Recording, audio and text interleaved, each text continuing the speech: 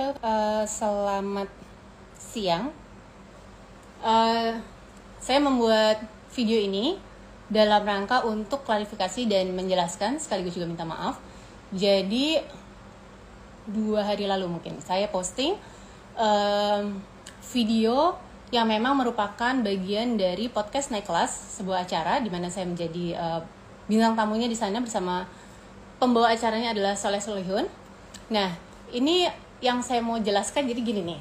Tadi pagi saya mendapatkan ada komentar marah-marah karena ternyata kayak ditanya, pernah nggak ke Tanimbar, tahu nggak sih lo gitu. Nah, saya mau jelaskan dulu mungkin di awalnya karena ada beberapa hal yang perlu saya luruskan. Jadi yang saya datangi adalah Tanimbar Key, bukan Kabupaten Tanimbar, melainkan Pulau Tanimbar Key yang merupakan bagian dari Kepulauan Key. Saya ke sana pada bulan, kalau nggak salah Oktober tahun 2019, jadi sebelum COVID. Saya jelaskan dulu ya ceritanya, apa yang saya lakukan di sana. Jadi sebelum saya pernah ke sana, seorang teman itu pernah bertemu Bapak Dodi yang merupakan kepala Ohoy atau kepala desa dari Tanimbar Key itu. Beliau pada waktu itu di Tual sedang mengadakan demonstrasi bakar batu yang ada di Tanimbar Key. Kemudian teman saya bilang, oke, kapan-kapan saya akan ke sana, dan teman saya ini mengajak saya. Maka berakhir dengan di bulan Oktober 2019 kami berkesempatan ke sana. Di sana ini sesuai yang saya sebutkan bahwa memang ini menurut Bapak Ada ya, hanya ada 500 penduduk, bukan 500 kepala keluarga, melainkan 500 penduduk. Jadi mereka itu di sana kayak saya tinggal di rumah Bapak Dai. Saya mencoba melihat ada apa di sana karena pekerjaan saya menuntut untuk saya itu mencari tahu, mendokumentasikan, mempromosikan, kemudian melestarikan makanan tradisional Indonesia di seluruh wilayah, bukan cuma daerah tertentu. Jadi di sana kami disambut dengan Bapak Dai dan istrinya. Kami tinggal di rumah Bapak Dai di kamar anaknya. Saya cerita tentang banyak hal mengenai Tanimbar Key ini karena kayak wow, di sini nggak ada listrik, beneran nggak ada listrik. Jadi beberapa rumah itu memang memiliki genset. Nah, kemudian di sana juga tidak ada sinyal. Ini juga yang saya ceritakan ke orang-orang. Kalau mau sinyal, kami waktu itu tinggal di kampung bawah. Kami harus naik tangga yang sangat terjal. Buat saya itu mengerikan banget untuk mendapatkan sinyal. Jadi biasanya kami sehari 2 kali di sana untuk update ke orang-orang. Ini yang kami lihat, ini yang kami lakukan, dan mungkin mengabari sang keluarga gitu tentang keadaan kami di sana. Itu di atas itu ada sinyal. Kalau turun lagi ke kampung bawah nggak ada. Jadi menarik banget bahwa mereka itu setiap pagi dan malam itu mereka suka ngumpul di dekat tangga. Itu biasanya orang-orang dari kampung bawah. Di atas itu semuanya pegang handphone untuk mendapatkan sinyal. Nah, kemudian di sana selain tentunya kita mau melihat tradisi bakar batu, karena saya mencoba melihat perbedaan antara bakar batu yang ada di Tanimbar Key dengan bakar batu yang ada di Papua. Saya mungkin tidak perlu menceritakan jelasnya di sini, tapi intinya berbeda.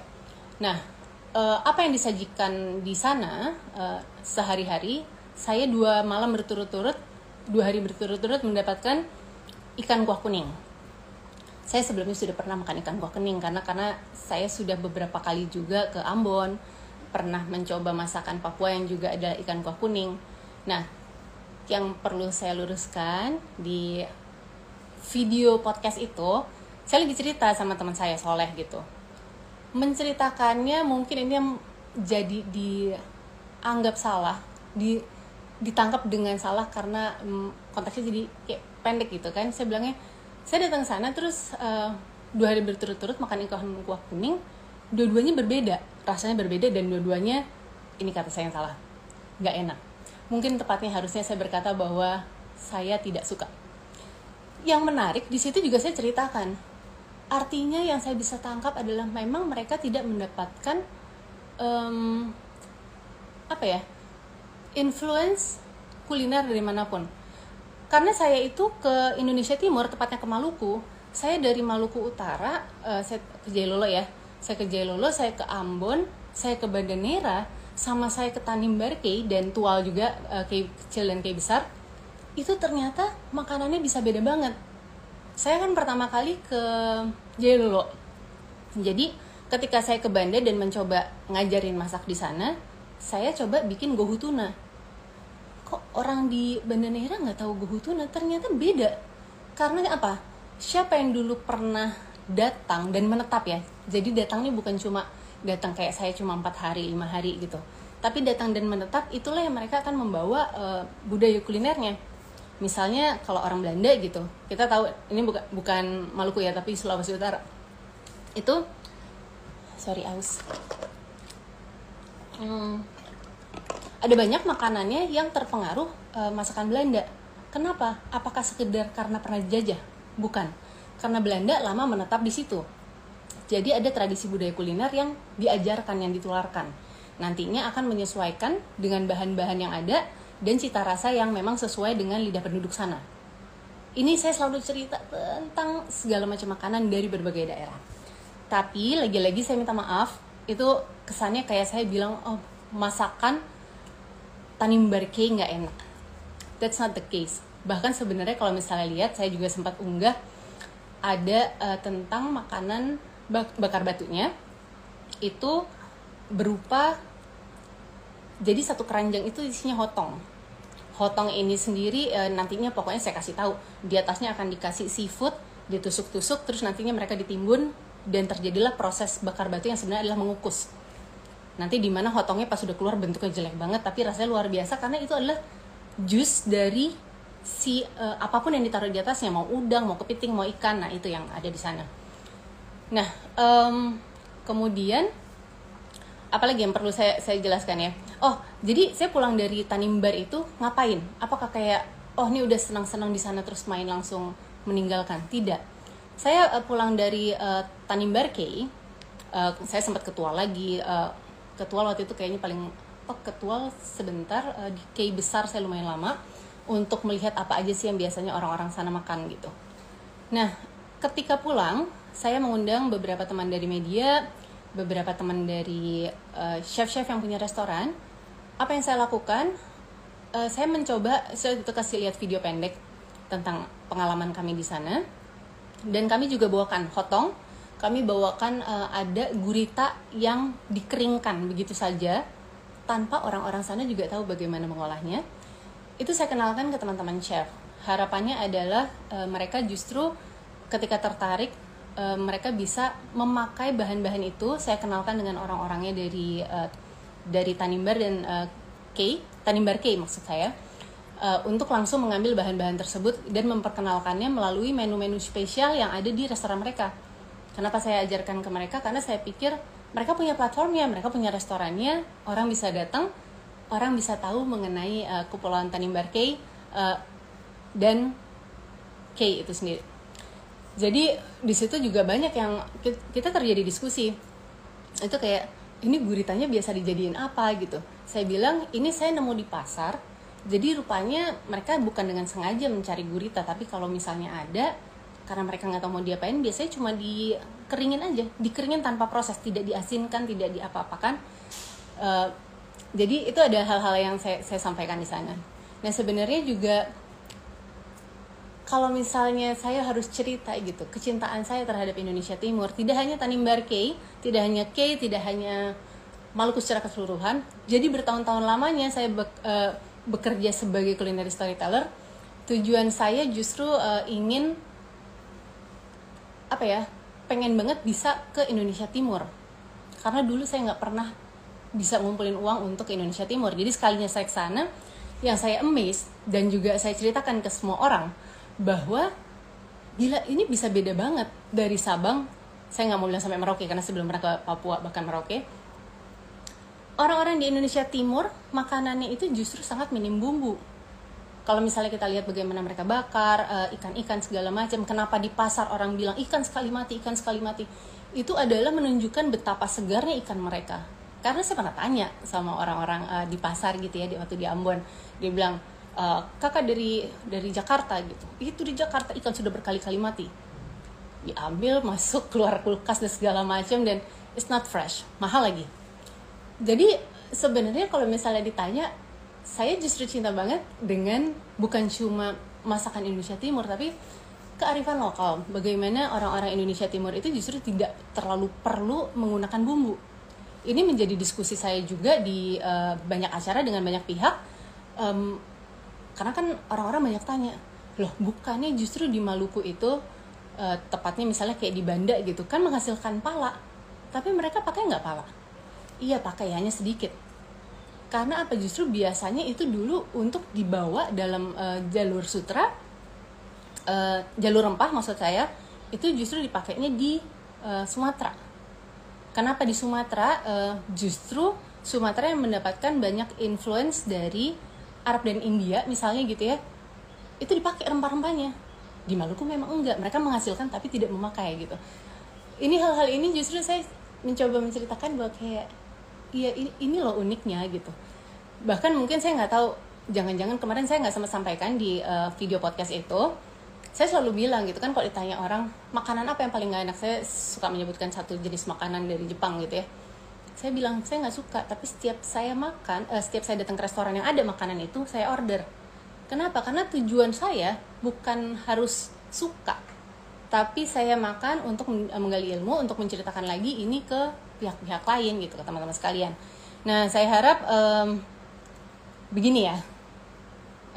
Saya hari ini menerima ratusan komentar, ratusan DM yang masuk, isinya marah-marah.